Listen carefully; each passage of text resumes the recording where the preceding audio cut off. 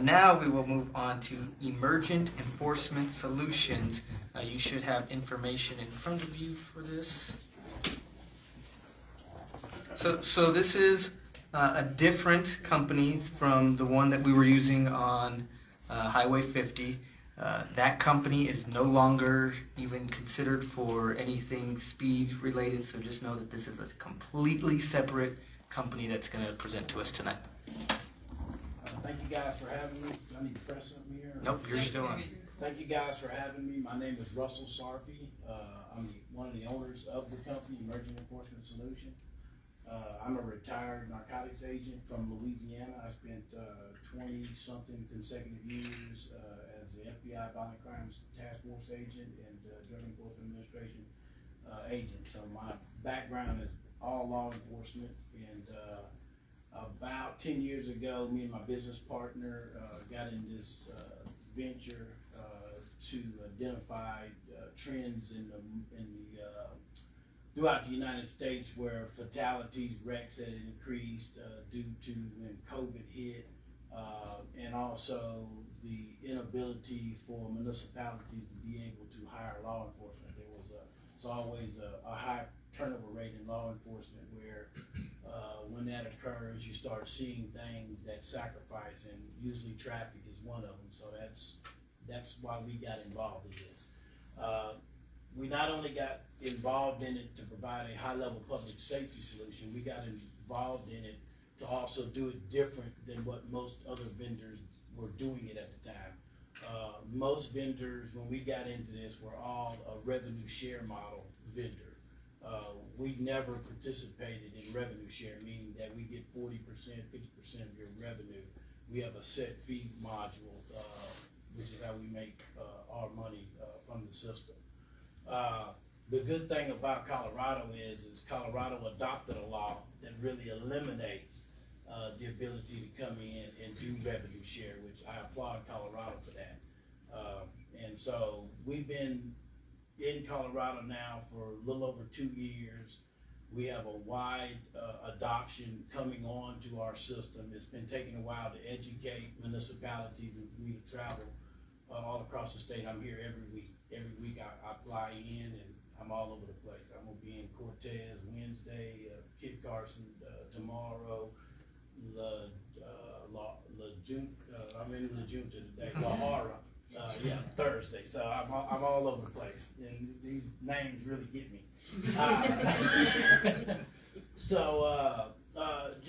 Just want to tell you how we're different. First of all, I'm not here to sell you anything. What I'm fixing to talk to you today about doesn't cost the municipality anything. And the first thing that people, when they hear that, they say, well, how is he making any money? Well, we make money from the processing fees that it takes to generate the citations. We have to charge an hourly rate because we can't charge a per fee per citation. We invoice for an hourly rate, but that hourly rate is a proprietary way we give you a discount that's based on a $14 citation. So in other words, if you issue 100 citations, you're gonna owe us 100 times 14. Does that make sense? But we charge, in the contractual agreement, we charge an hourly rate. And I really don't wanna complicate things, but we've had multiple attorneys in Colorado, which is the ones that helped us craft the contract so that it's an hourly rate type contract. We provide a software service that the software belongs to you guys as long as we're still engaged in a contractual agreement with the software. So the big difference between us and other vendors is those vendors own everything. You guys are contracting with us for the online payment portal, for our mail center, for the use of our equipment, for our training services, for the storage of the videos, for everything. You don't have to pay anything to us. We're vested into you guys because it costs us about $10,000 or $12,000 just to get you operational. So if you don't generate any citations, we don't generate any revenue for our business. So that's kind of how we're uniquely different. Now, the catch to this is, and it's really not a catch, but you need to be at 35% paid tickets for the system to be at a break even where it's not costing the municipality anything. So if you're at 35% or above, you're doing really well. It's not costing you anything. And the entire time that I've been doing this, I've never seen anybody dip below 30%, just to be honest with you. Hudson, Colorado is about at 80-something% on paid tickets, and they've been operational since November the 19th. So they're hitting that 70 to 80% every month on citations that are generated. So they're doing really well with the system.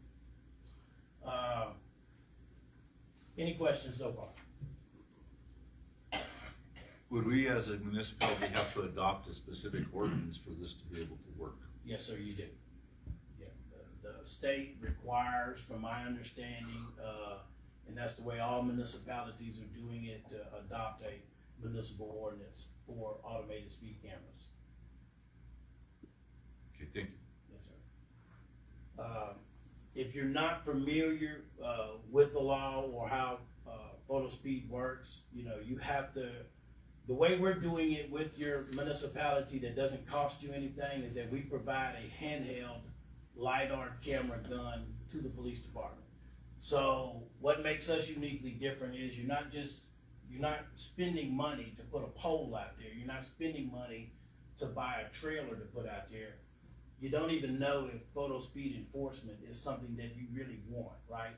So the best way to measure it to determine whether or not it's a fit for your municipality is to put your officers out there who need to be out there anyways in the beginning to be able to educate the public that they witnessed these citations. There was an officer out there that held a handheld that physically identified that this vehicle was going 10 or above the posted speed limit when he captured the infraction of the violation.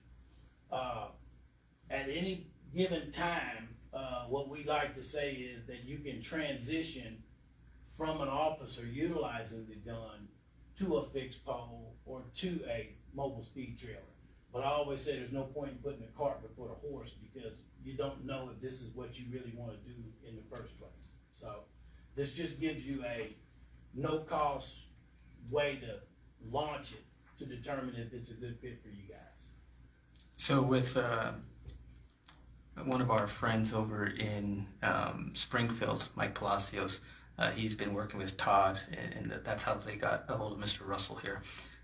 What their idea is when you have an officer with a handheld, he can sit out there for an hour and he doesn't have to go and get every single person that's going 10 over. He can track 4 or 5 while he's sitting there. Whereas if he gets one that's 10 over and then he goes and makes that stop, then he's issuing the ticket. Then he goes back. There's wasted time there. So whereas you can in an hour's time you can have quite a few people speeding. You would hope not, but that's just not the world we live in. Correct? It's not the world we live in. So just to be honest, the gun is more proficient than an actual speed camera because an officer has the ability to work 2 directions and he can manipulate it in a better way than a fixed position can do it. So it's a good measure of is the technology something that you guys want to move forward with down the road. But yeah, Mike is, I can tell he spent some time with you because, he knows it frontwards and backwards. And his deal is, man, there's no reason why any municipality shouldn't do this because he had never heard of it the way we had presented it to him in Springfield. So, it's a good way to get started. It's not a fit for everybody. And again, I've been here twice. The first time I met with the city manager, I met with the chief. That was my first time coming through La Junta.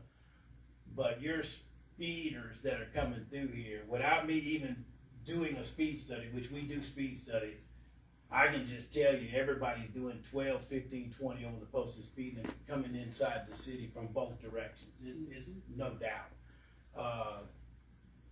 Every roadway in every municipality is different, based on the type, when you enter into your jurisdiction. You guys is more like an open road plan than congested, right? So that just invites for people to speed. And if you've got a few people when they're coming in speeding, the whole crew of them typically speeds. If you've got some that are not speeding, typically people don't speed. So that was the whole purpose of, you know, once they get acclimated and educated about the speed camera system, people tend to slow down when they come into the city limits. It really works. Like, we reduce speeding anywhere between 50 to 70%. It's really incredible. You have to understand that the reason you can decrease speeding by that volume is because of the mass numbers of people that you mail citations to that get them in the mail, right? That's the only way that you can change the behavior of people, is to inform them that you are violating the law and you need to slow down next time. So we're really just a software company that has integrated with various type cameras to give you options of what you can transition to after the handheld. And it's just up to you guys. We work with you guys, and we're here. We always tell everybody, we don't want you to go out there in the first 90 days and generate as many tickets as you can. We try to control that from a vendor's perspective, because the municipality and the police department has to learn the back office and the due processes and everything that is required by state law to be compliant. So when you go out and you just, like most vendors want you to do, is just do 5,000 tickets in the first month, it becomes problematic for everybody, right? Because you're dealing with complaints, you're dealing with system errors, you're dealing with people not, they don't really understand what they're supposed to be doing in the system. So that 60 to 90 days gets everybody, you know, up to speed on everything. Any other questions for Mr. Sarpy? So it's my understanding an officer can determine the speed of 4 vehicles at a time? Or how would it do with multiple targets? Individually. So with the handheld, the officer has to physically, it's a LiDAR, which is not radar, it's a laser beam, right? I'm familiar with. Yeah, so he actually sees through a reticle where the LiDAR beam is hitting the vehicle, and it measures the speed at that time, and it gives him a reading back. And by state law, it has to be 10 over the posted speed limit. So you're not issuing tickets for 1, 2, 3, 4, 5. It's 10 over the posted speed limit. So the LiDAR gun will not capture any videos unless they're 10 over the speed limit, and he would see that. It literally, like in 1 second, he gets a register that this car is speeding. He can move it over, pull the trigger on the next one, and then he can capture whether or not that vehicle is speeding. Prior to a contact, the gun would have to be, I guess, calibrated or at least function checked prior to the shift. After every speeding ticket issued after that same function check has to be performed. So you can't, and I was a state trooper for 25 years and I wrote a lot of tickets off LiDAR. Now, one of my favorite places to sit was in Swink, and when people would come through.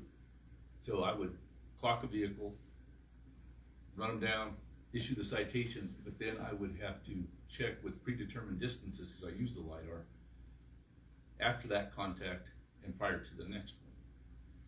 So if an officer can sit there and bang out 4 vehicles without properly functioning tests after each one, does the system have a self-diagnostic that would allow it not to clock if it's over a certain threshold? Yes, sir. It has a self-testing diagnostic within the system, but all what you're describing is what the department would do internally as a standard operating procedure.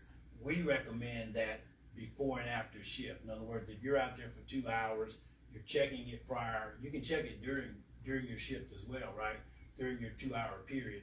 But you need a policy in place that after the shift, it's being checked as well, where you're doing a distance check, but it's doing a self-initiating test within the LiDAR system itself.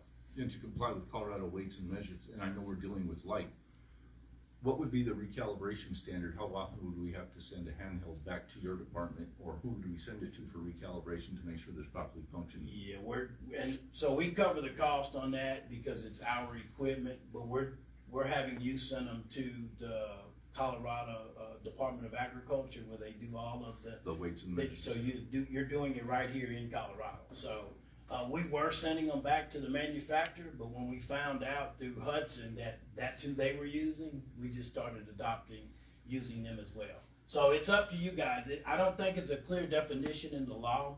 I recommend that the calibrations are done yearly, like where you send them to. But I think in Colorado, I think it's every 2 years, if I'm not mistaken. But I don't know that.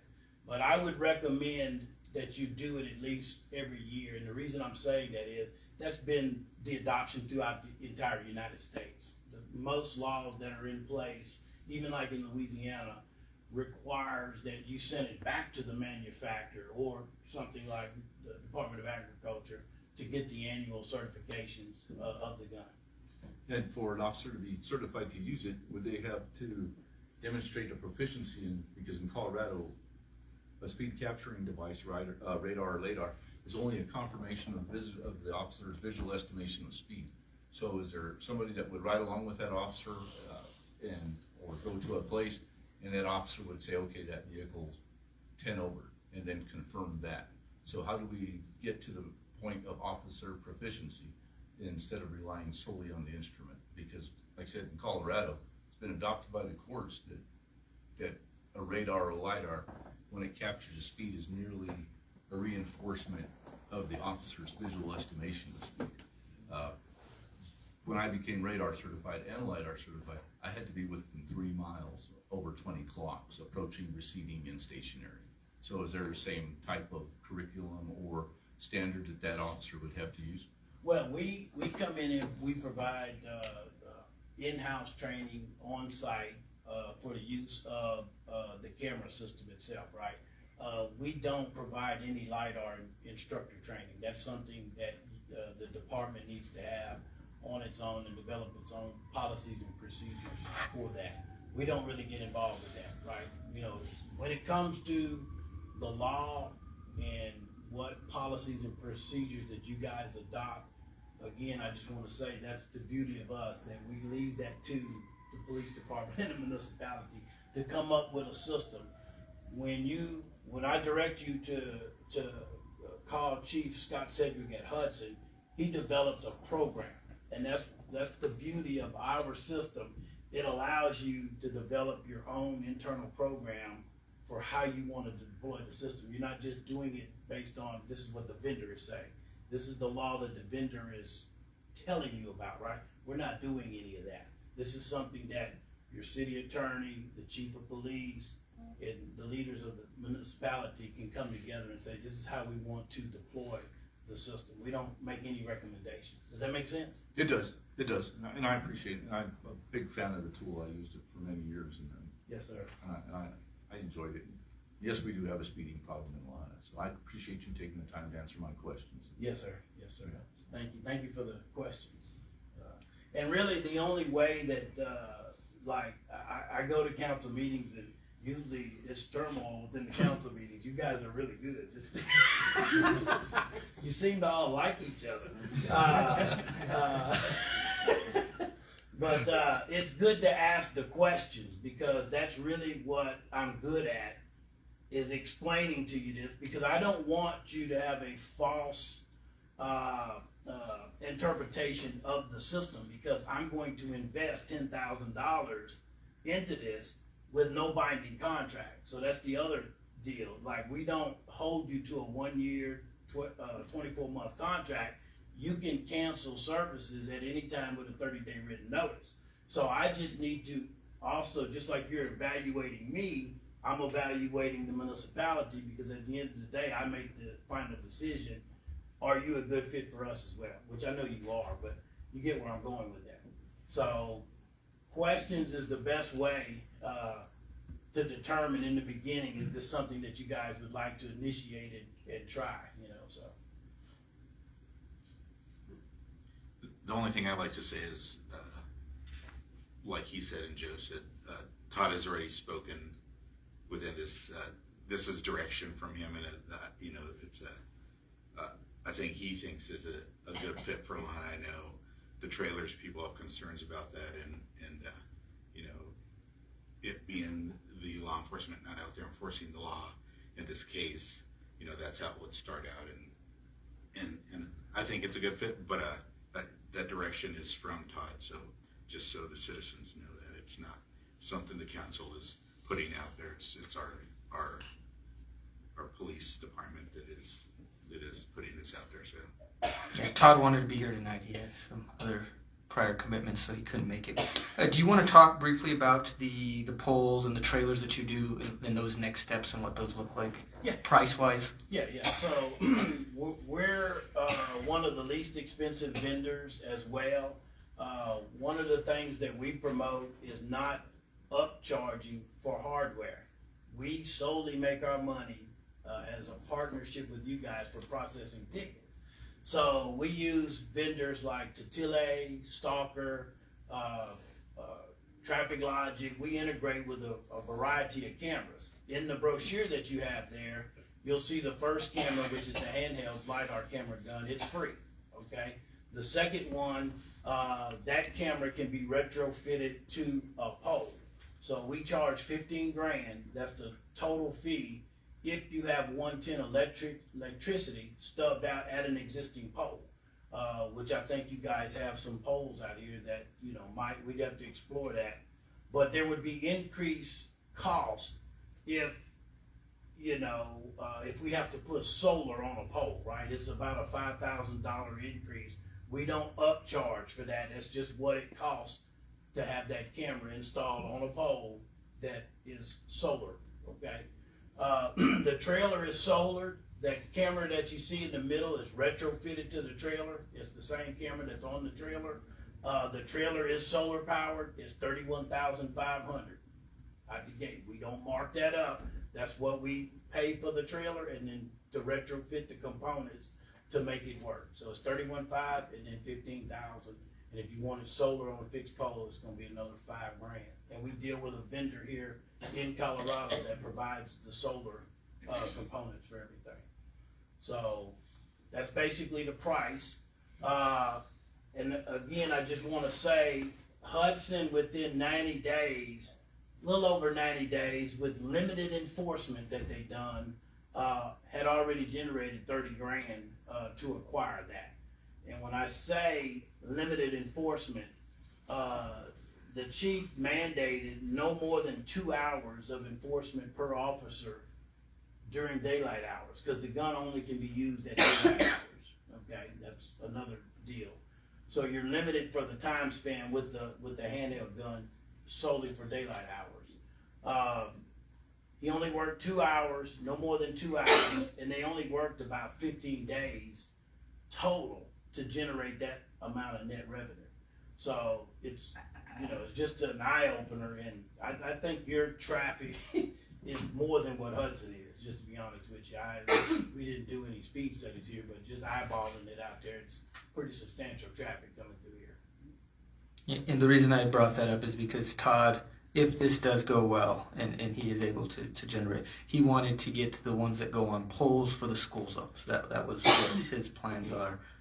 If this works out the way it should work out. So that's where he was gearing towards. So he wanted really to get something in those school zones, because that's where we're seeing a lot of the issues. So yeah, we have a highway problem, but in the community as well. We have a lot of people. Yeah, and so that's a good point, and that's something to also evaluate us on.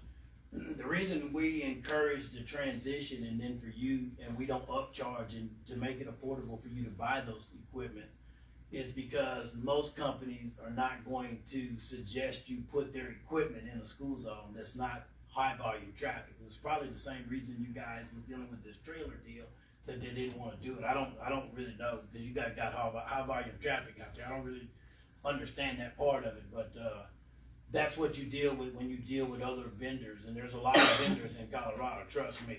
And but a lot of them have been failing, even though you're going to see bigger municipalities adopting to them.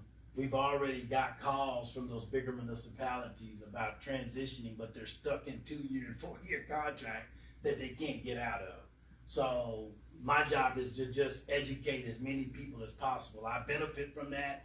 Hopefully I can convince you guys that this is a viable system for you and you come on with us, but it's all about educating you guys, and don't, just because of Vera Mobility or these other companies or billion-dollar companies, we provide a really good service, and we deal with you personally with the system. You know, you pick up the phone and call me, and there's a problem, we're gonna deal with it. And I have a letter in there from Chief Scott Sedgwick at Hudson. You can pick up the phone and call him, and he'll be able to explain to you about our services.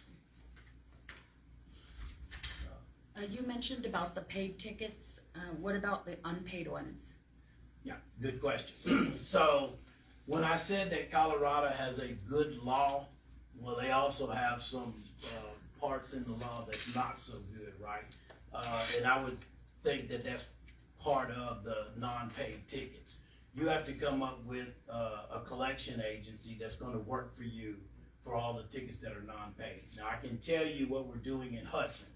We're hitting at about 70 to 80%, somewhere in that range, of paid tickets. And we're now doing for Hudson a second mailer reminder notice, because what we found out in Hudson is there's probably a 5% of the people that when they got issued the tickets in the mail, they know they got it from Hudson, but they done lost it.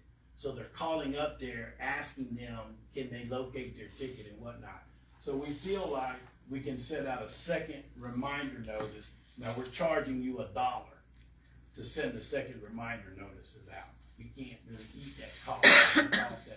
We've processed the ticket and we've done all of that, but we're making that something at a cost for you guys. If you want to send out a second reminder notice, it's just going to cost you $1, and we'll just invoice you for that service rate. Did that answer? Any other questions? No? Well, thank you, Mr. Sarpy, for all your information tonight, and then you'll work with Michael and Todd and on their next steps on how they go forward. Thank you, guys. Thank you. I'm gonna pack my stuff up and head back to Denver. No, you have to stay. Don't speed.